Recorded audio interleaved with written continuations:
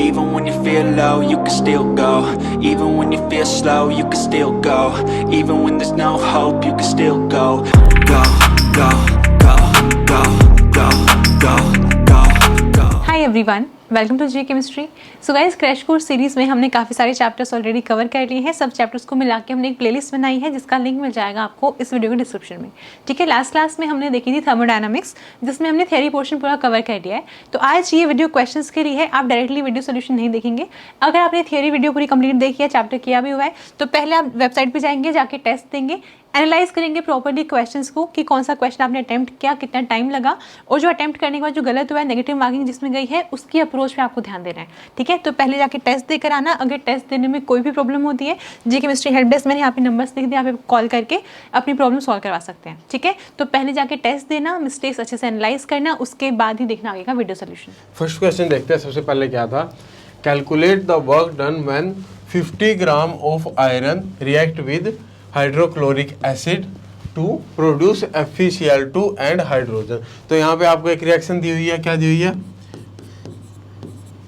Iron plus hydrochloric acid के साथ उसने क्या किया, रिएक्ट किया।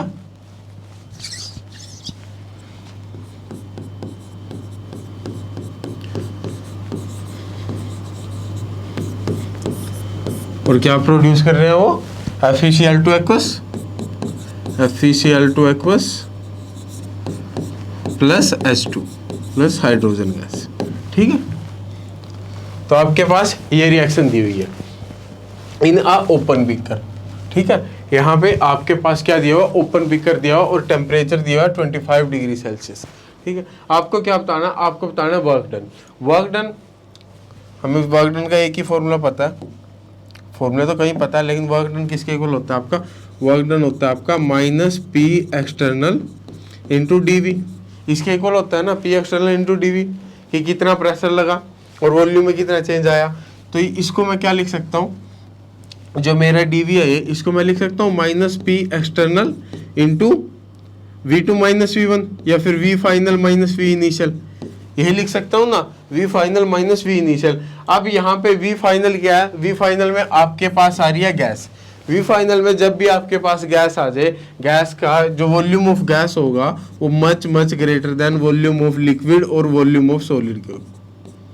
ठीक है, वॉल्यूम ऑफ गैस आपका बहुत ज़्यादा होता है, तो हम इसको यहाँ पे क्या कर सकते हैं, इनिशियल वॉल्यूम को नेगलेक्ट कर सकते हैं। तो ये किसके इक्वल आ जाएगा, -P external into V final. ठीक है, V final, final volume gas का ही था, गैस आपके पास क्या थी, हाइड्रोजन थी। ठीक है, अब यहाँ पे हमारे पास हाइड्रोजन गैस थी और हमारे पास यहाँ पे टेम्परेचर दे रखा है। तो अब हम क्या करें, हम वॉल्यूम को लिख सकते हैं टेम्परेचर की टर्म में। वॉल्यूम को कैसे लिख सकते हैं टेम्परेचर की टर्म में, जो वॉल्यूम होगा हमें पता है PV = nRT होता है। ठीक है, PV = nRT होता है ना। तो यहाँ से अगर मैं क्या निकालना चाहूँ, अगर मैं PV निकालना चाहूँ या वॉल्यूम निकालना चाहूँ, तो वॉल्यूम V फाइनल, जो कि गैस का वॉल्यूम था ना V फाइनल, तो V फाइनल = nRT/P। अब यहाँ पे जो P होगा, P किसकी वजह से होगा, जो आपकी गैस की वजह से प्रेशर आ रहा है वही प्रेशर होगा ना, गैस की वजह से प्रेशर को ही हम कंसीडर करते हैं। तो यहाँ प्रेशर ऑफ गैस आ गया, और प्रेशर ऑफ गैस और लास्ट में जो एक्सटर्नल प्रेशर था वो भी फाइनल प्रेशर के इक्वल होता है ना। तो एक्सटर्नल प्रेशर यहाँ था, तो जो प्रेशर था सारा का सारा वो गैस की वजह से था, तो मैं इसको P एक्सटर्नल लिख सकता हूँ। ये मेरा आ जाएगा P एक्सटर्नल, इसकी वैल्यू यहाँ पुट करते हैं, तो ये किसके इक्वल आ गया, -P external into nRT/P external. P external से आपका P एक्सटर्नल कैंसिल आउट हो गया, तो ये किसके इक्वल आ गया, ये आ गया आपका -nRT। जो आपका वर्क डन आ गया, वर्क डन आपका -nRT के इक्वल आ गया। अब n कैसे निकाल लेंगे, ठीक है, हमें निकालने हैं हाइड्रोजन के कितने नंबर ऑफ मोल्स आएंगे। हाइड्रोजन के नंबर ऑफ मोल्स यहाँ से हम देख सकते हैं कि अगर आयरन का आपका 1 मोल कंज्यूम होता है, यहाँ पे आपकी 1 मोल हाइड्रोजन प्रोड्यूस होती है। आयरन का अगर 1 मोल कंज्यूम होता है, हाइड्रोजन कितनी प्रोड्यूस होती है, 1 मोल। तो यहाँ पे अगर मैं आयरन के मोल्स निकाल लूँ तो मेरे पास हाइड्रोजन के मोल्स भी आ जाएंगे। आयरन के कितने मोल्स है, आयरन का इन्होंने दिया हुआ 50 ग्राम आयरन, तो number of moles of hydrogen कितने आएंगे, 50 ग्राम डिवाइड बाय, यहाँ पे हमारे पास क्या दे रखा है, molar mass of Fe। Molar mass of Fe कितना है, ये हमारा 55.85। ठीक है, ये ग्राम था, ये ग्राम पर मोल था। तो यहां से हमारे पास क्या आ जाएंगे, नंबर ऑफ मोल्स आ जाएंगे। जो यहाँ नंबर ऑफ मोल्स होंगे, क्योंकि इसके 1 मोल कंज्यूम होने पे हाइड्रोजन आपकी 1 मोल प्रोड्यूस हो रही है, तो यहाँ पे इतने मोल कंज्यूम होंगे तो इतने मोल ही आपकी हाइड्रोजन प्रोड्यूस होगी। इसकी वैल्यूज रखेंगे, क्या आएगा, ये आएगा आपका -50 डिवाइड बाय 55.85 इंटू आर कितना आपका 8.314 जूल पर मोल पर केल्विन। ठीक है, ये आपका मोल था। ठीक है, टेम्परेचर कितना आपका, टेम्परेचर इसने दिया हुआ है 25 डिग्री सेल्सियस, यानी कि ये कितना आ जाएगा, ये आ जाएगा आपका 298 केल्विन। ये कितना आ जाएगा, ये आ जाएगा 298 केल्विन। केल्विन से केल्विन इनवर्स कैंसिल, मोल से मोल इनवर्स कैंसिल, तो यहाँ से आपका जूल में आ जाएगा। ठीक है, इसको आप कैलकुलेट करेंगे, कैलकुलेट करने पे ये आपका आ जाएगा -2.2 किलो जूल। ये आपका कितना आ गया, -2.2 किलो जूल। अब यहाँ पे ए और बी ऑप्शन तो नेगलेक्ट हो गए, क्योंकि हमारा क्या आ रहा है, हमारा आ रहा है 2.2। तो अब आएगा work done by the system और work done on the system. मैंने आपको थ्योरी वाली वीडियो में क्या कराया था, जब भी सिस्टम के ऊपर काम किया जाए वो क्या होता है आपका, वो होता है आपका पॉजिटिव। और work done by the system, जब सिस्टम काम करेगा उसकी इंटरनल एनर्जी कम होगी, डिक्रीज होगी मतलब माइनस, यानी कि हमारा आ रहा -2.2, यानी कि work done by the system, यानी सिस्टम यहाँ पे खुद काम करेगा। अगर work done on the system होता तो वर्क हमारा क्या आता, पॉजिटिव आता। वर्क हमारा नेगेटिव आ रहा है, तो यहाँ से आएगा 2.2 kilo joule of work is done by the system. ठीक है, चलो नेक्स्ट देखते हैं। नेक्स्ट आपको दिया हुआ for a real gas Cp minus Cv is equal to, तो Cp माइनस Cv का मैंने आपको बताया था, Cp माइनस Cv किसके इक्वल होता है, Cp minus Cv is equal to, हमने याद किया था TPTVT। TPTVT याद किया था ना, T del P by del T और del V by del T। ये हमें तो ये पता है कि सर Cp माइनस Cv इसके इक्वल होता है। ठीक है, अब यहाँ से इसने क्या बोला हुआ है, इसने यहाँ पे आपको रियल गैस बोला हुआ है। आपको रियल गैस इक्वेशन पता है, रियल गैस इक्वेशन पता है तो लिख दो। रियल गैस इक्वेशन होती है P प्लस, यहाँ पे अब आपको कहीं भी n नहीं दिख रहा तो n को 1 कंसीडर करके लिखो, A/V² into V minus B is equal to RT, इसी के इक्वल होता है ना। अब यहाँ पे dp/dt भी है, dv/dt भी है। dv/dt निकालना थोड़ा मुश्किल है, तो पहले dp/dt निकालते हैं। क्योंकि dv/dt निकालना मुश्किल क्योंकि यहाँ भी वॉल्यूम है, यहाँ भी वॉल्यूम है, हम इजीली वॉल्यूम को अलग नहीं कर सकते। तो प्रेशर की वैल्यू निकाल लेंगे यहाँ से। प्रेशर आपका किसके इक्वल आएगा, RT/V minus B minus A/V², इसी के इक्वल आएगा ना। प्रेशर की वैल्यू ये आ गई, तो मैं dp/dt अगर निकालता हूँ, dp/dt किसके इक्वल आएगा, इसको डिफरेंशिएट करो टेम्परेचर के रिस्पेक्ट में एट कांस्टेंट वॉल्यूम। वॉल्यूम को हमने कांस्टेंट रख दिया, तो यहाँ पे वॉल्यूम कांस्टेंट है, यानी V माइनस B, ये R/V माइनस B आपका कांस्टेंट हो गया, R/V माइनस B आपका आ गया कांस्टेंट आ गया। del T/del क्या आ गया, del T/del 1 आ गया। A/V² कांस्टेंट है, कांस्टेंट का डिफरेंशिएशन क्या होता है, 0, तो ये भी 0 हो गया। तो del P/del T at constant V की वैल्यू मेरी ये आ गई। इसकी वैल्यू मैं यहाँ पुट करता हूँ, इसकी वैल्यू यहाँ पुट करने पे जो Cp माइनस Cv आया वो किसके इक्वल आ गया, वो आ गया RT/V minus B into del V/del T at constant P, इसके इक्वल आ गया। ठीक है, अब हमारा कोई मैच हो रहा है, RT/V माइनस B तो मैच हो रहा है इसके साथ और इसके साथ, और ये मैच नहीं हो रहे। ठीक है, तो मैं देखता हूँ del V/del T को मैं कुछ कर सकता हूँ क्या, चेंज कर सकता हूँ। मेरे को वहाँ S और P दिख रहे हैं, यहाँ मेरे को V और T दिख रहे हैं। मैंने आपको मैक्सवेल स्क्वायर में क्या बताया था, मैंने आपको 2 चीजें बताई थी कि जब भी आपका वहां पे रिलेशन बनाओगे, सबसे पहले PV और ST के, सेकंड जब भी P और S आपका एक साथ आ जाएगा तो वहां पे आपका आ जाएगा नेगेटिव।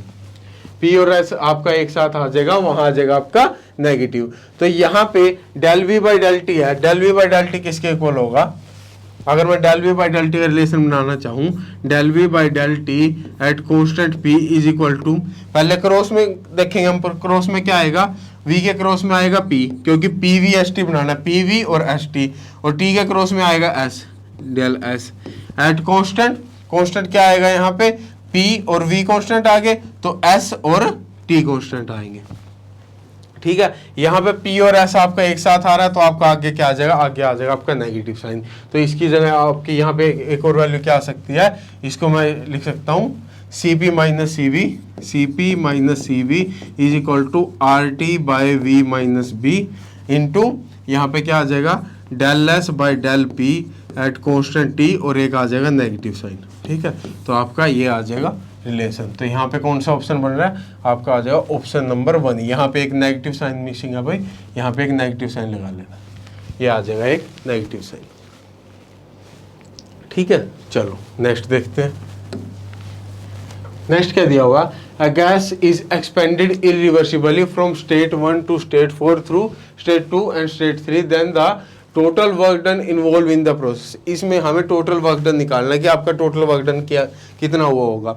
सबसे पहले स्टेट 1 में क्या था, 10 एटमॉस्फेयर आपका प्रेशर था, 2 लीटर आपका वॉल्यूम था। उसके बाद वो गैस एक्सपैंड हुई, एक्सपैंड होने के बाद वहां पे क्या हो गया, ये वॉल्यूम हो गया उसका 5 लीटर वॉल्यूम हो गया, 4 एटमॉस्फेयर प्रेशर रह गया।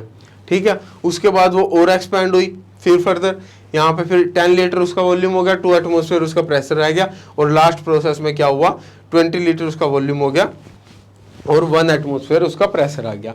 अब यहाँ पे हमें क्या निकालना, हमें निकालना work done in the process. Work done आपका किसके इक्वल होता है, जो वर्क है हमें पता है work is equal to minus P external into DV, इसके इक्वल ही होता है ना। वैसे भी यहाँ पे एक्सपेंडेड इरिवर्सिबली बोल भी रखा है आपको, एक्सपेंडेड इरिवर्सिबल प्रोसेस में आपका work minus P external DV के इक्वल होता है। ठीक है, अब यहाँ पे कुछ बच्चे क्या करेंगे, यहाँ पे फाइनल वॉल्यूम इसको कंसीडर कर लेंगे। ठीक है, इनिशियल वॉल्यूम इसको कंसीडर कर लेंगे, एक्सटर्नल प्रेशर लास्ट में आपका ये हो जाएगा और सीधा 20 माइनस 2 18 और 18 निकाल देंगे। ऐसा नहीं होगा क्योंकि यहाँ पे हर बार वो एक बार एक स्टेट में आगे रुक रहा है, उसके बाद वो दूसरे स्टेट में गया, फिर तीसरे स्टेट में गया, तो टोटल आपका जो वर्क डन आया, एक बार तो वो यहाँ से यहाँ एक्सपेंड हुआ, ठीक है, एक बार फिर वो यहाँ से यहाँ हुआ और फिर लास्ट में वो यहाँ से यहाँ हुआ, तो टोटल आपकी 3 प्रोसेस हुई। तीनों में जो आपका वर्क डन होगा, work done in process 1 plus work done in process 2 plus work done in process 3, तो जो आपका टोटल वर्क होगा वो तीनों प्रोसेस का सम होगा। सबसे पहले पहली प्रोसेस में देखते हैं, ये आपकी कौन सी थी, आपकी पहली प्रोसेस थी, ये सेकंड प्रोसेस थी और ये थी थर्ड प्रोसेस। ठीक है, अब पहली प्रोसेस में क्या हो रहा है, एक्सटर्नल प्रेशर हमें बताना है, एक्सटर्नल प्रेशर। अब मान लो एक कोई भी गैस है, कोई भी गैस क्या हो रही है, एक्सपेंड हो रही है। एक्सपेंड वो कब तक होगी, यहाँ पे आपका एक कंटेनर था, एक गैस एक्सपेंड हो रही है, उसका इंटरनल प्रेशर P इंटरनल है, एक्सटर्नल प्रेशर क्या है, P एक्सटर्नल। वो कब एक्सपेंड होगी, जब उसका P इंटरनल, अगर उसका internal pressure greater than P external होगा, ठीक है, तब तक वो क्या होगी, एक्सपेंड होगी। और कब वो एक्सपेंड होना बंद हो जाएगी, जब आपका P internal is equal to P external हो जाए। जब आपका अंदर से जितना प्रेशर लग रहा है उतना ही बाहर से लग जाए, तब वो रुक जाएगी वहां पे, तब वो एक्सपेंड नहीं होगी। तो यही चीज हमें यहाँ पे देखना है। पहले प्रोसेस में उसने क्या किया, उसने एक्सपेंड होना शुरू किया क्योंकि इंटरनल प्रेशर आपका ज्यादा था। वो कब तक, यहाँ पे आके वो रुक गई, यहाँ पे आके वो रुकी होगी, यानी कि उसका प्रेशर क्या हो गया होगा, 4 एटमॉस्फेयर, यानी कि बाहर का प्रेशर भी 4 एटमॉस्फेयर हो गया होगा ना, इसलिए वो यहाँ पे आके क्या होगी, वो यहाँ पे आके रुक गई। यानी पहली प्रोसेस में आपका P एक्सटर्नल कितना है, 4 एटमॉस्फेयर। ठीक है, फाइनल वॉल्यूम कितना था, 5 लीटर, इनिशियल कितना था, 2 लीटर, यानी यहाँ पे आ जाए आपका 5 माइनस 2 लीटर। ठीक है, ये आपका फर्स्ट प्रोसेस आ गई। सेकेंड प्रोसेस में क्या हुआ, सेकेंड प्रोसेस में यहां से फिर वो यहाँ एक्सपेंड हुई, यहाँ रुकी होगी, तो एक्सटर्नल प्रेशर कब रुकी होगी, वो जब 2 एटमॉस्फेयर हो गया होगा, यानी कि 2 एटमॉस्फेयर क्या आ गया अब की बार सेकेंड प्रोसेस के लिए एक्सटर्नल प्रेशर। और फाइनल वॉल्यूम कितना था, 10 लीटर, इनिशियल कितना था यहाँ पे 5 से चला था ना सेकेंड प्रोसेस में, तो ये आ जाएगा आपका 10 माइनस 5, 10 लीटर माइनस 5 लीटर। और थर्ड प्रोसेस के लिए फाइनल P एक्सटर्नल क्या हो गया था, 1 एटमॉस्फेयर हो गया था, तब वो रुक गई थी, तो यहाँ पे ये आ जाएगा 1 एटमॉस्फेयर। ठीक है, फाइनल वॉल्यूम था कितना, 20, इनिशियल वहां से वो 10 से चली थी, तो ये आ जाएगा 20 माइनस 10, 20 लीटर माइनस 10 लीटर। ये किसके इक्वल आ गया, ये आ गया minus 12 ATM litre minus 10 ATM litre, और यहाँ आ जाएगा माइनस 10 ATM लीटर। तो टोटल कितना आ गया? टोटल आ गया -32 ATM लीटर। किसके इक्वल आ गया? ये आ गया आपका -32 ATM लीटर, यानी कि आपका आ जाएगा ऑप्शन नंबर डी। ठीक है, चलो नेक्स्ट क्वेश्चन देखते हैं। नेक्स्ट आपका क्या था? नेक्स्ट आपका वही कार्नोट इंजन पे। Heat supply to a Carnot engine is this. Heat supply कितनी, यानी कि हमने क्या कंसीडर किया था कल? Q2 हीट ट्रांसफर हुई थी ना, यानी कि ये आ गई आपकी 1897.8 किलो जूल। इतनी हीट उसको कार्नोट इंजन को सप्लाई की गई। How much useful work can be done by the engine which work between 0 degree Celsius and 100 degree Celsius. तो हमें बताना वर्क डन कि कितना वर्क उसने किया होगा और वो किन दो टेम्परेचर के बीच में काम कर रहा है। वो आपका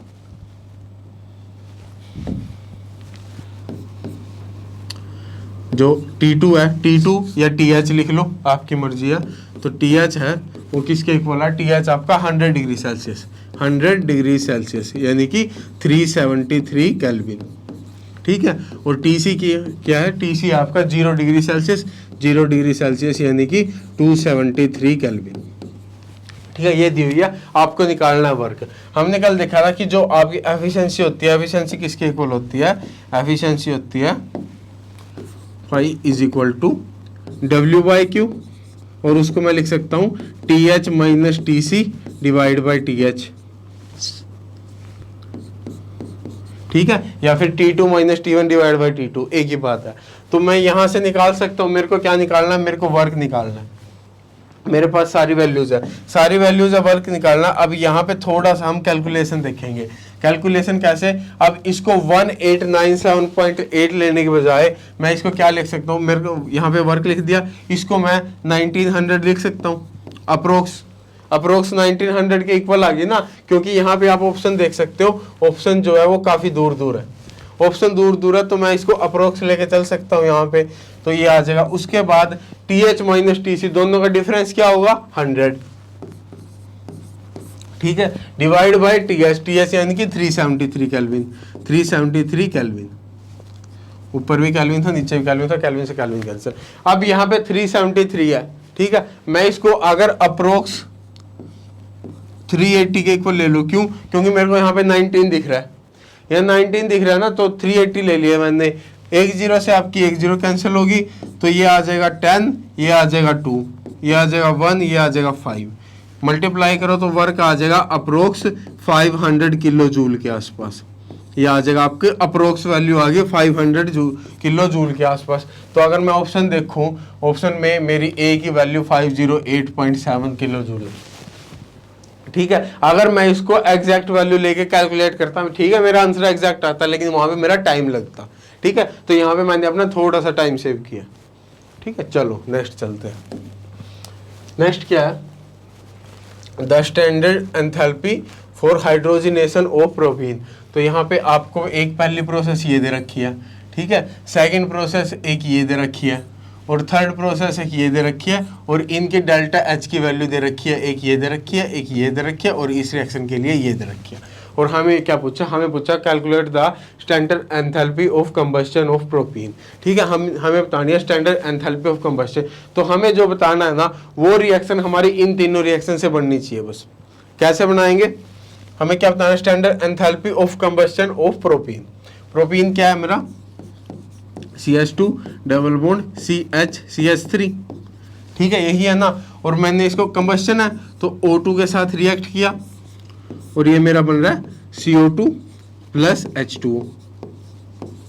ठीक है, यही आता है ना कंबस्शन प्रोसेस में, यही आता है। अब यहाँ पे मेरे देख रहे 1 2 3 3 कार्बन है, तो यहाँ पे हमारा 3 आ जाएगा। हाइड्रोजन कितने हैं मेरे पास? 6 हाइड्रोजन है।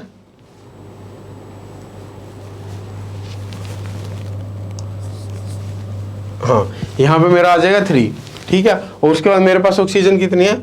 6 और 3 9 ऑक्सीजन है ना, 9 ऑक्सीजन है। और इस साइड मेरे पास कितनी? 9 बनानी है, तो ये आ जाएगा मेरा 9/2। ठीक है, ऑक्सीजन मेरे को 9 बनानी है। अब ये मेरी एग्जैक्ट इक्वेशन आ गई। अब इस इक्वेशन को मेरे को इन तीनों से बनाना है। कैसे बना सकता हूँ मैं? अगर मैं यहाँ पे मेरे को क्या चाहिए? इस साइड मेरे को CH2 डबल बॉन्ड CH3 चाहिए, यहाँ भी इसमें A ही है, ठीक है।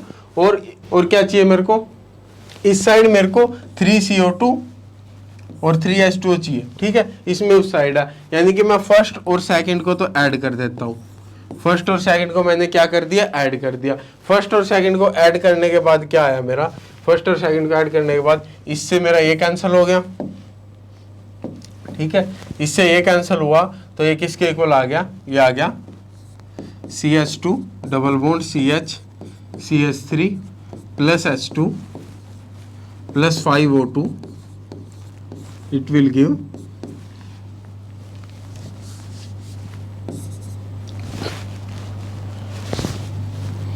3CO2 प्लस 4H2, ठीक है। मेरी ये इक्वेशन आ गई। अब यहाँ पे मेरे पास है 3H2O और यहाँ पे मेरे पास है 4H2O। मेरे को एक H2O माइनस करना पड़ेगा, तो मैं अगर इसको माइनस कर दूँ यहाँ से, अगर इसमें से मैं माइनस कर दूँ थर्ड, तो मेरा यहाँ पे एक H2O माइनस हो जाएगा। इसको मैं माइनस करता हूँ, क्या माइनस करना है, H2 plus half O2 will gives H2। तो इसको मैं अगर माइनस करूंगा, माइनस करने के बाद क्या आएगा, ये CH2 double bond CH3 plus 9/2 O2, it will gives 3CO2 plus 3H2, ठीक है। यही देगा ना, यही रिएक्शन तो मेरे को चाहिए थी, यानी मेरे को क्या करना है, first plus second minus third करना है, ठीक है। इतना समझ आया। अब इसमें डेल्टा H निकालनी है, इसकी डेल्टा H को भी क्या करो, डेल्टा H आपकी किसके इक्वल आ जाएगी, delta H of 1 plus delta H of 2 minus delta H of 3, ठीक है। तो ये आपको सारी वैल्यूज दे रखी है। ये आपकी क्या है, ये आपकी डेल्टा H1 है, ये आपकी डेल्टा H2 है और ये आपकी डेल्टा H3 है। अगर मैं इनको करूंगा तो मेरा किसके इक्वल आएगा, ये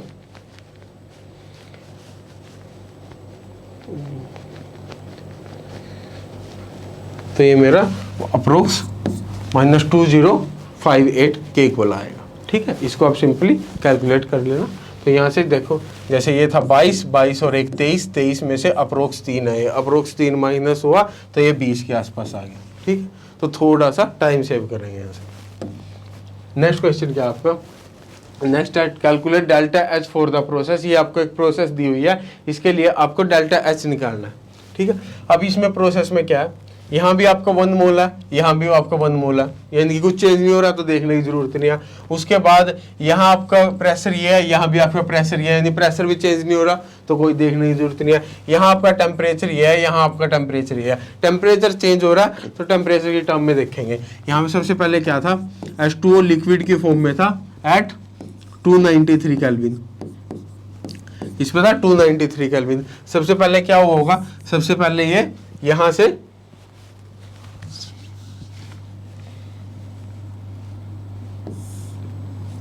यहाँ से हीट हुआ होगा, H2O लिक्विड 373 केल्विन, ठीक है। 373 केल्विन तक क्या हुआ, ये हीट हुआ, ये हमारी क्या आ गई, ये हमारी फर्स्ट प्रोसेस आ गई। उसके बाद सेकंड प्रोसेस में क्या हुआ होगा, सेकंड प्रोसेस में ये लिक्विड से गैस में गया होगा, यानी फेज ट्रांजिशन हुआ होगा। H2O गैस, किस टेम्परेचर क्या रहेगा, 373 केल्विन ही रहेगा, फेज ट्रांजिशन हो गया। उसके बाद लास्ट में ये इसके गैस की हीटिंग हुई होगी, हीटिंग होके ये कहाँ गया, ये गया H2O गैस एट 523 केल्विन, ये आ गया 523 केल्विन, ठीक है। तो यहाँ पे आपकी 3 प्रोसेस हुई। तो तीनों प्रोसेस के लिए जो आपके डेल्टा H की वैल्यू है, डेल्टा H की वैल्यू निकाल दो और उनको तीनों को ऐड कर दो। इसके लिए हमें क्या पता, हमें पता है डेल्टा H आपका किसके इक्वल होता है, डेल्टा H आपको होता है NCPM dt, ठीक है। यहाँ फेज ट्रांजिशन है तो यहाँ डेल्टा H ऑफ वेपराइजेशन आ जाएगा, ठीक है। और यहाँ क्या आएगा, यहाँ भी आपका NCPM dt। अब यहाँ पे हम एक चीज ध्यान रखेंगे कि जो आपकी CPM की वैल्यू वो गैस के लिए अलग होगी और लिक्विड के लिए अलग होगी, जो आपको क्वेश्चन में दे भी रखी है। ये आपको गैस के लिए दे रखी है और ये आपको लिक्विड के लिए दे रखी है, ठीक है। यहाँ भी हम थोड़ा सा टाइम सेव करेंगे, कैसे, इसकी डेल्टा H की वैल्यू क्या है, N तो आपको 1 मोल दे रखा है, CPM इसका दे रखा है 75.3, मैं इसको अप्रोक्स 75 ले लूँ, ठीक है। dt टेम्परेचर चेंज 373 और 293 80, तो ये आ जाएगा 80 प्लस यहाँ पे क्या दे रखा है डेल्टा एच ऑफ वेपराइजेशन, इसकी वैल्यू तो आ जाएगी 40668 जूल पर मोल, ठीक है। प्लस थर्ड प्रोसेस के लिए क्या 40668 जूल पर मोल, ठीक है। प्लस थर्ड प्रोसेस के लिए n की वैल्यू 1 आ जाएगी, CPM की वैल्यू 35.9, मैं इसको अप्रोक्स 36 ले सकता हूँ, 36 इंटू यहाँ पे टेम्परेचर चेंज कितना है, टेम्परेचर चेंज है आपका 150, ठीक है। टेम्परेचर चेंज कितना है 150, ये भी आपका जूल पर केल्विन पर मोल है, और यहाँ पे जूल पर केल्विन पर मोल, और ये केल्विन है, केल्विन से केल्विन इनवर्स कैंसिल हो गया, तो ये भी आपकी जूल पर मोल में ही आएगी, ठीक है। तो जो आपका आंसर आएगा यहाँ से जूल पर मोल में आएगा। अब मैं इसको ये मल्टीप्लिकेशन में आसानी से कर सकता हूँ, 75 इंटू 8 600, ठीक है। तो ये आ जाएगी 6000 प्लस 40668 प्लस 36 और 15, 36 और 15 को भी मैं आसानी से कर सकता हूं,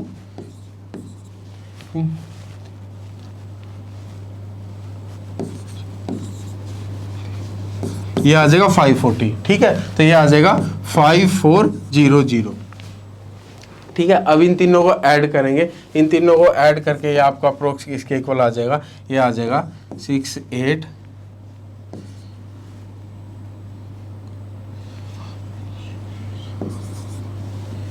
तो ये आ जाएगा 52068 जूल पर मोल, जो कि आपका आ जाएगा 52.068 किलो जूल पर मोल, ठीक है। मैंने कैलकुलेशन को थोड़ा सा आसान बनाया, अगर आपको कैलकुलेटर मिलता है बहुत अच्छी बात है, अगर कैलकुलेटर ना मिले तो ये छोटे छोटे चेंज करके आप अपना टाइम सेव कर सकते हो। तो ये आ जाएगा 52.08, यानी कि ये अप्रोक्स आपका ये आ रहा है 52 किलो जूल पर मोल, ठीक है।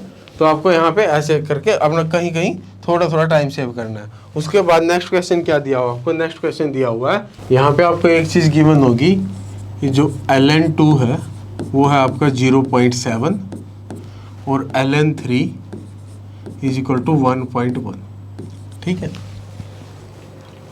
तो हाँ ये है 50.7।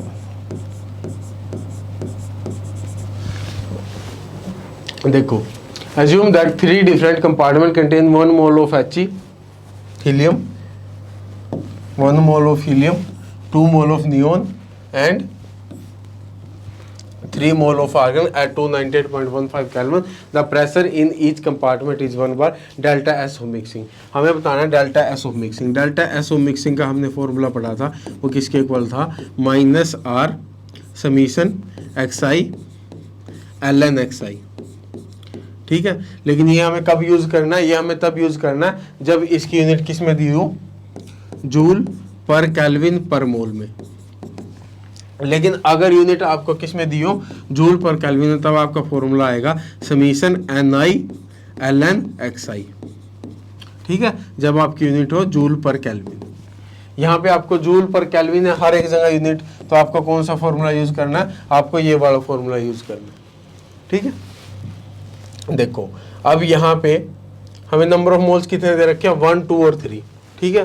तो हम इनकी वैल्यूज पुट करते हैं, ये आ जाएगा आपका -r, यहाँ पे नंबर ऑफ मोल्स 1 है, ln 1/6, टोटल 6 है ना, 1, 2 and 3, plus number of moles 2 ln 2/6 plus number of moles 3 ln 3/6, ठीक है।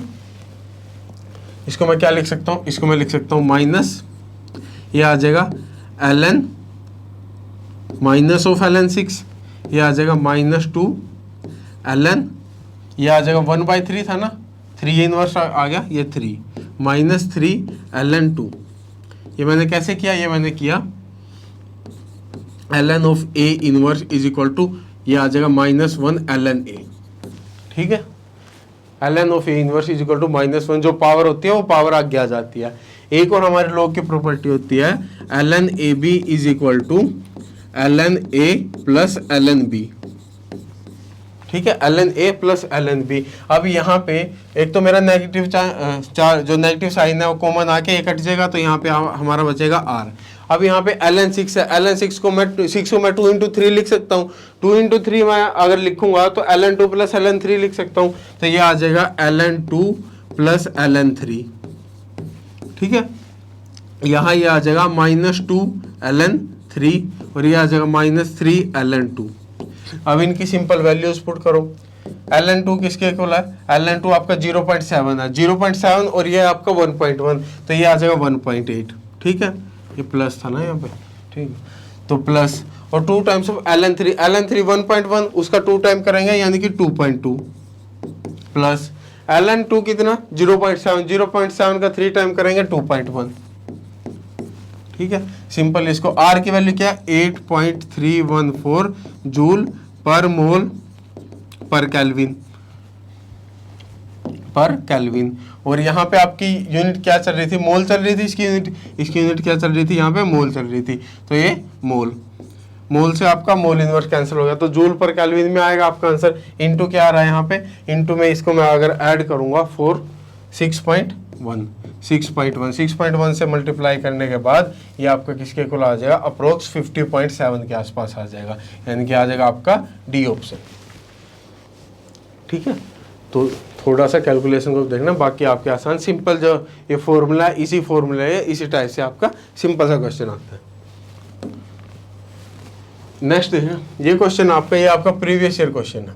ठीक है, ये आपका क्या है? ये आपका प्रीवियस ईयर क्वेश्चन है। यहाँ पे आपके पास ये प्रोसेस दी हुई है A to B, B to C and C to A then D to A, C to D and D to A।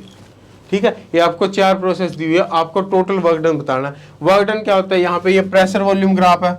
सबसे पहले देखना आपको ग्राफ किसी से भी, प्रेशर वॉल्यूम ग्राफ है तो एरिया अंडर द कर्व जो होगा, एरिया अंडर द कर्व आपका टोटल वर्क डन के इक्वल होगा। एरिया अंडर द कर्व, अगर आपका पीवी ग्राफ है, पीवी ग्राफ में जो आपका एरिया होता है वो आपका वर्क डन के इक्वल होता है, एरिया वर्क डन के इक्वल होता है। अब यहाँ पे अगर मैं क्या करूं, इसके अंडर जो एरिया ये सारा आएगा, इसके अंडर एरिया फिर ये सारा आ जाएगा, और इसमें से जो इसके अंडर एरिया आता है ये वाला, ये घटा दूं, ठीक है, तो मेरा आ जाएगा। तो यानी कि मेरे को कुछ नहीं करना, मेरे को इनका केवल एरिया ऐड करना है। तो अब क्या आएगा? जो A to B प्रोसेस है ना आपकी, A to B प्रोसेस कौन सी है? A to B में आपका प्रेशर कांस्टेंट है, यानी कि आपकी ये कौन सी है? Isobaric process, isobaric process. और प्रेशर और वॉल्यूम की आपको वैल्यू दी हुई है, तो यहाँ से वर्क किसके इक्वल हो जाएगा? वर्क आपका आ जाएगा -P external into DV, -P external DV के इक्वल आ जाएगा। उसके बाद सेकंड प्रोसेस कौन सी आपकी? सेकंड प्रोसेस दी हुई है B2C। अब जो B2C में इस टाइप का ग्राफ आपका किसके लिए आता है? आइसोथर्मल के लिए आता है, यानी कि ये आपकी कौन सी है? ये आपकी आइसोथर्मल है। ठीक है, आइसोथर्मल के लिए जो आपका वर्क होता है, वर्क किसके इक्वल होता है? वर्क होता है -2.303 nRT log ऑफ V2/V1। ठीक है, इसके इक्वल आ जाएगा। उसके बाद थर्ड प्रोसेस कौन सी है? थर्ड है C2D। थर्ड कौन सी है? थर्ड आपकी C2D। C2D में भी आपका क्या है? यहाँ पे प्रेशर कांस्टेंट है, प्रेशर कांस्टेंट है, यानी कि ये भी आपकी कौन सी है? आइसोबारिक। आइसोबारिक के लिए ये क्या आ जाएगा? Work is equal to -P external into DV। इसी के इक्वल आएगा ना, work is equal to -P external into DV। ठीक है, और फोर्थ क्या है? फोर्थ आपकी D2A। D2A में क्या है? D2A में आपका वॉल्यूम कांस्टेंट है। D2A में आपका ये क्या है? वॉल्यूम कांस्टेंट है। वॉल्यूम कांस्टेंट है, यानी कि ये कौन सी होगी? ये आपकी होगी आइसोकोरिक। ठीक है, आइसोकोरिक के लिए आपका जो वर्क होता है, वर्क आपका होता है 0। ठीक है, तो आपका यहाँ से टोटल वर्क आ जाएगा कि कितना कितना आपने टोटल वर्क किया। अब यहाँ पे इंडिविजुअल हम कैलकुलेट कर लेते हैं। सबसे पहला है P एक्सटर्नल इंटू DV। तो यहाँ पे आपका P एक्सटर्नल किसके इक्वल दिया हुआ है, सबसे पहली प्रोसेस में P एक्सटर्नल है आपका 2 एटमोसफेयर, ठीक है, 2 बार सॉरी, तो ये आ जाएगा -2 bar into V2 minus V1। V2 क्या है, V2 आपकी ये है, V2 आपकी क्या है, V2 ये है और V1 ये है, क्योंकि A2 भी यहीं जा रहा है ना, तो V2 ये है, V1 ये है, तो 46.48 माइनस 23.24, तो ये किसके इक्वल आ जाएगा, तो ये आ जाएगा 23.24 लीटर। तो ये आ जाएगा फर्स्ट प्रोसेस में आपका वर्क। सेकंड प्रोसेस में क्या है, सेकंड प्रोसेस में 2.203 nRT। अब यहाँ पे आपको कहीं भी टेम्परेचर की वैल्यू नहीं दे रखी, टेम्परेचर की वैल्यू नहीं दे रखी, तो अब यहाँ पे क्या करें, अगर टेम्परेचर की वैल्यू नहीं दे रखी, हमें पता है जो PV is equal to nRT होता है, PV is equal to nRT होता है। अब सर B पॉइंट पे PV को ले, B पॉइंट वाला वॉल्यूम ले या C पॉइंट वाला वॉल्यूम ले। अब यहाँ पे एक चीज देखो, B पॉइंट पे भी जो आपका PV होगा 2 × 46.8 और C पॉइंट पे जो आपका PV होगा 92.96 × 1, तो दोनों सेम ही होंगे ना, दोनों सेम ही होंगे, तो कोई सा मर्जी ले लो। तो यहाँ पे मैं nRT की जगह मैं क्या लिख सकता हूँ, PV लिख सकता हूँ और PV की वैल्यू लिख सकता हूँ। तो ये आपका आ जाएगा इज इक्वल टू, यहाँ किसकी वैल्यू दे रखी है, ln2 की वैल्यू दे रखी है, तो मैं इसको ln में चेंज कर लेता हूँ।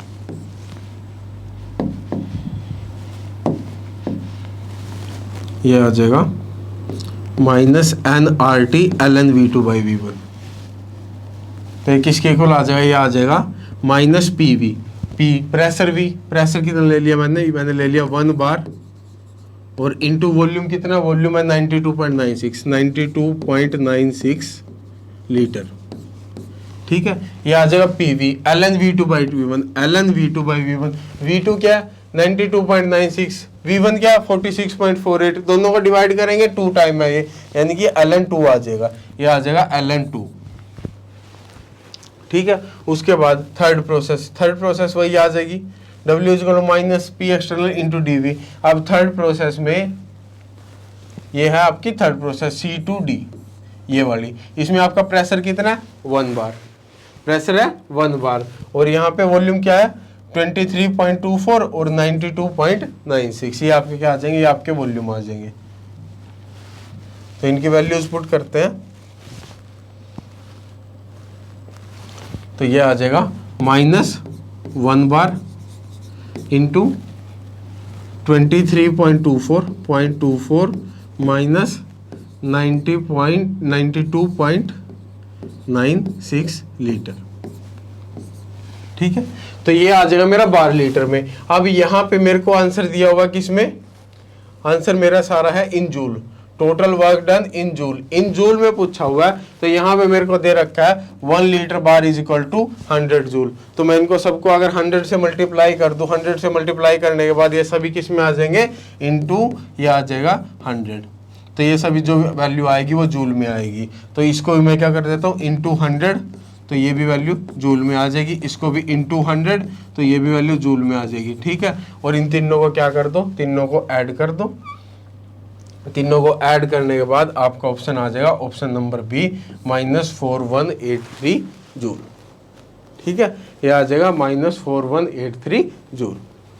तो इस टाइप से आपको इस टाइप के क्वेश्चन को करना है, ठीक है। ये 4 नंबर में क्वेश्चन आया था आपका। उसके बाद है ये आपका क्वेश्चन है भाई स्टैटिस्टिकल से आपका ये क्वेश्चन है। यहाँ पे क्या आ रहा है, the first excitation state of chlorine atom is this. तो एक्साइटेड स्टेट क्या है, एक्साइटेड स्टेट आपको दे रखी है 2p1/2 at 0.11 electron volt above the ground state, ठीक है। तो इसकी एनर्जी कितनी दे रखी है, ग्राउंड स्टेट, सबसे पहले ग्राउंड स्टेट लिख देता हूँ। ग्राउंड स्टेट आपकी दी हुई है 2p3/2, ठीक है। और इसकी एनर्जी स्टैटिस्टिकल में हम ग्राउंड स्टेट एनर्जी को 0 कंसीडर करके चलते हैं। और इसकी एनर्जी इससे कितनी ऊपर दी हुई है, इसकी एनर्जी से 0.11 इलेक्ट्रॉन वोल्ट ऊपर दी हुई है, ठीक है। ये हमें क्या बताना है, electronic partition function. Electronic partition function बताना है किस पे, आपका 1000 केल्विन पे। अब इलेक्ट्रॉनिक पार्टीशन फंक्शन किसके इक्वल होता है, जो आपका इलेक्ट्रॉनिक पार्टीशन फंक्शन होगा वो होगा summation i is equal to 0 to infinite gi e raise to power minus E I by K T, इसी के इक्वल होता है ना, इसकी वैल्यूज पुट करेंगे। अब यहाँ पे जी आई क्या है, जी आई हमारे डीजेनरेसी है, डीजेनरेसी तो हमें पता भी नहीं, डीजेनरेसी हमें पता नहीं, लेकिन हमें यह पता है कि जो डीजेनरेसी होती है वो 2j+1 के इक्वल होती है, डीजेनरेसी 2j+1 के इक्वल होती है। और यहाँ पे ये क्या है, ये 1/2, ये 3/2, ये जे वैल्यू है ना, तो इसकी डीजेनरेसी क्या आएगी, इसकी डीजेनरेसी g0 वो आपकी आ जाएगी 2 × 3/2 + 1, ये आपके किसके इक्वल आ जाएगी, 4 के इक्वल आ जाएगी। ठीक है, इसकी डीजेनरेसी यानी कि g1 किसके इक्वल आएगी, 2 × 1/2 + 1, तो ये आपकी 2 के इक्वल आ जाएगी। ठीक है, मेरे पास डीजेनरेसी आ गई, मेरे पास एनर्जी की वैल्यू मैं इसकी निकाल सकता हूँ। तो यहाँ पे ट्रांसलेशन इलेक्ट्रॉनिक पार्टीशन फंक्शन क्या आएगा, Q electronic is equal to सबसे पहले g0 × e⁻⁻⁰ plus g1 × e⁻⁻⁰ divide by kt। ठीक है, सिंपली वैल्यू पुट करते हैं, इसकी वैल्यू तो होगी 0, e की पावर 0 क्या आ गया, 1 आ गया, यानी कि ये तो आपका g0 के इक्वल आ गया, g0 है आपका 4, यानी कि ये आ जाएगा 4 + 2 × e⁻⁻⁻ कितना था 0.11 इलेक्ट्रॉन वोल्ट। ठीक है, ये आपका किस में आ रहा है, इलेक्ट्रॉन वोल्ट, हमें ये किस में चेंज करना है, जूल में। जूल में चेंज करने के लिए क्या आएगा, ये आ जाएगा 1.6 × 10⁻⁹ जूल बाय इलेक्ट्रॉन वोल्ट। ठीक है, इलेक्ट्रॉन वोल्ट से इलेक्ट्रॉन वोल्ट कैंसिल हो जाएगा, तो ये जूल में आ जाएगी। डिवाइड करेंगे किससे, के की वैल्यू क्या है 1.38 × 10⁻⁻23 जूल पर केल्विन। ठीक है, इंटू आ जाएगा यहाँ पे 1000 केल्विन, इंटू क्या आ जाएगा ये 1000 केल्विन। तो सारी यूनिट कैंसिल हो रही है, इलेक्ट्रॉन वोल्ट से इलेक्ट्रॉन वोल्ट कैंसिल हो गया, जूल से जूल कैंसिल हो गया, केल्विन वोल्ट से केल्विन कैंसिल हो गया। तो ये सारा क्या आ गया, ये हमारा यूनिट लेस आ रहा है। तो यहाँ इसको सिंपली कैलकुलेट करेंगे, कैलकुलेट करने के बाद ये आपका आ जाएगा 4.56। ठीक है, कौन सा ऑप्शन आएगा, ऑप्शन आ जाएगा ऑप्शन नंबर डी। ठीक है, चलो लास्ट क्वेश्चन देखते हैं। ये क्वेश्चन भाई आपका पहले आया हुआ है, यहाँ पे ये नेगेटिव साइन नहीं है, इसके साथ ही मिला हुआ है।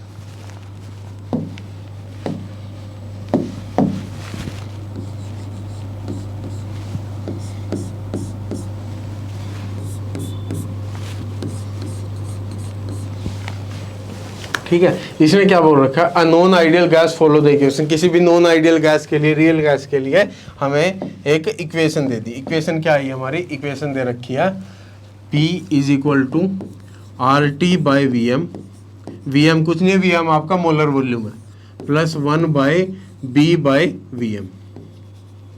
ठीक है, ये दे रखी है। B is a function of temperature only, ये चीज B is a function of temperature, यहाँ पे B आपका टेम्परेचर का ही फंक्शन है बस। The deviation of internal energy from that of ideal gas is, तो हमें इंटरनल एनर्जी की डेविएशन बतानी है, किससे, आइडियल गैस से, आइडियल गैस इंटरनल एनर्जी से। ठीक है, तो हम डेविएशन कैसे देख सकते हैं, एक हमने एक थर्मोडायनेमिक इक्वेशन पढ़ी थी। थर्मोडायनेमिक इक्वेशन क्या थी हमारी, फर्स्ट थर्मोडायनेमिक इक्वेशन थी del U by del V at constant P is equal to T del P by del T at constant V minus P। ठीक है, हमने ये पढ़ी थी। तो ये क्या बता रही है, चेंज इन इंटरनल एनर्जी बता रही है ये भी, और del P by del T की टर्म में और प्रेशर की टर्म में भी बता रही है। तो यहाँ से प्रेशर की वैल्यू मेरे को पता है, मैं del P by del T भी निकाल सकता हूँ यहाँ से। तो del P by del T निकालते हैं, यहाँ से क्या आएगा, इसको मैं टेम्परेचर के रिस्पेक्ट में डिफरेंशिएट करता हूँ, del P by del T at constant volume में। तो यहाँ पे ये UV रूल लगेगा।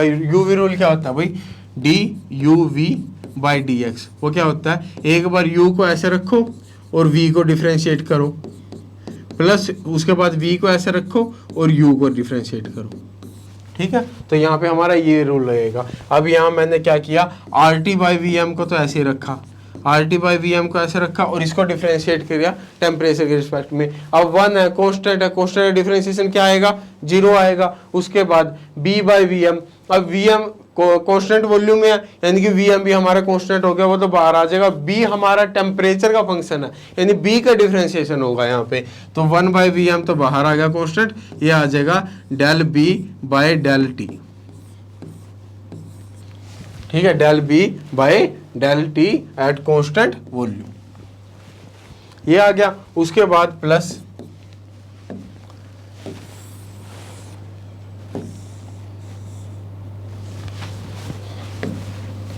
क्या आएगा, अब की बार इसको ऐसे ही रखते हैं, यानी कि 1 plus B by V M को हमने ऐसे ही रखा और इसका डिफरेंशिएशन किया R T by V M. अब आर और वी एम ये तो कांस्टेंट है क्योंकि कांस्टेंट वॉल्यूम पे आ रहा है, टी का differentiation del T by del T आपका आ जाएगा 1, तो ये क्या आ जाएगा आर बाई वी एम, ये आ जाएगा आर बाई वी एम। तो ये मेरी किसकी वैल्यू आ गई, ये मेरे del P by del T at constant volume की, कांस्टेंट वॉल्यूम की वैल्यू आ गई। अब इसकी वैल्यू मैं यहाँ वहाँ रख सकता हूँ, इसकी वैल्यू मैं वहाँ रखूंगा तो वो किसके इक्वल आएगा,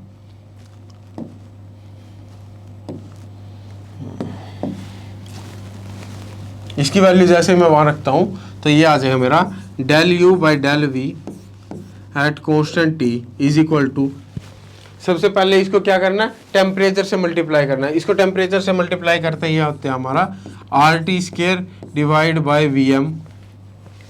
एक ये वी एम यहाँ था, ये मल्टीप्लाई होगा, ये वी एम स्केयर आ जाएगा। ठीक है, यहाँ आ जाएगा ये del B by del T at constant volume. ठीक है, ये इसके इक्वल आ गया, प्लस इसको मैं आर टी से मल्टीप्लाई करता हूँ, टी से R T by V M into 1 plus B by V M, B by V M. ठीक है, ये हो गया माइनस पी, पी की वैल्यू क्या है, पी की वैल्यू ये है, मैं पी की वैल्यू ये पुट कर सकता हूँ, पी की वैल्यू ये पुट करता हूँ तो ये आ जाएगा minus R T by V M plus 1 plus B by V M. अब ये दोनों वैल्यू तो सेम है, ये दोनों वैल्यू सेम है, तो ये कैंसिल आउट हो जाएगी। कैंसिल आउट होने के बाद तो ये किसके इक्वल आ गया, del U by del V at constant T, इसके इक्वल आ गया। ठीक है, अब डेल यू किसके इक्वल आ गया, यहाँ से मैं डेल यू को किसके इक्वल लिख सकता हूँ, R T square divide by V M square into del B by del T at constant volume into D V, into D V. दोनों साइड इंटीग्रेट करेंगे, इंटीग्रेट करने के बाद डेल यू किसके इक्वल आ जाएगा, डेल यू की value आपकी आ जाएगी R T square divide by V M square into del B by del T, और ये आ जाएगा ये आपका वॉल्यूम। ठीक है, ये आपका आ जाएगा वी एम, इंटीग्रेशन करके और इससे आपकी ये पावर कैंसिल हो जाएगी, तो ये आपका किसके इक्वल आ जाएगा, ये आ जाएगा R T square by V M into del B by del T at constant volume. तो ये किसके, कौन सा ऑप्शन आ गया हमारा, ये आ गया हमारा R T square by V M into del B by del T at constant volume. तो ये आ गया आपका ऑप्शन नंबर बी। तो ये भी आपका 4 मार्क्स का क्वेश्चन है। ठीक है, तो आपके पास इस टाइप के 4 मार्क्स के क्वेश्चन आते हैं। आपको सिंपल पता होनी चाहिए, सिंपल सी थोड़ी सी डेरिवेशन है, थोड़ी सी डेरिवेशन करके और आपका डायरेक्ट आंसर आ जाएगा। ठीक है, तो ये थे हमारे थर्मोडायनेमिक्स, हमने थ्योरी पार्ट देख लिया, हमने क्वेश्चन वाला पार्ट देख लिया। आई होप आपको समझ आया होगा। Okay, bye, happy learning.